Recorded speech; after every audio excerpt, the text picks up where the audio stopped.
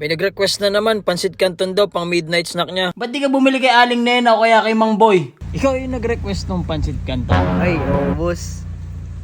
O ngayon, pansit canton mo. Akala ko luto na to pag hinatid. Di pala.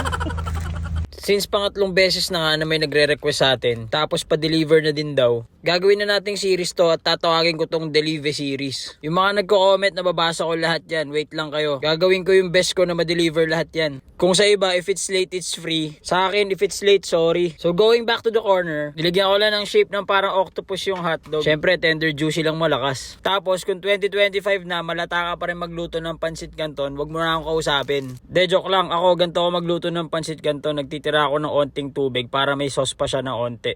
Pagdating naman sa fried egg, gusto ko crispy yung ilalim tapos runny yung ibabaw.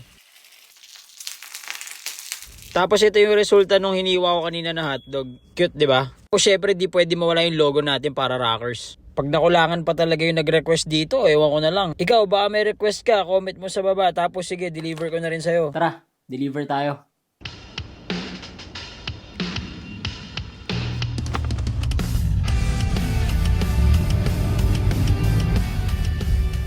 Siya na ata to.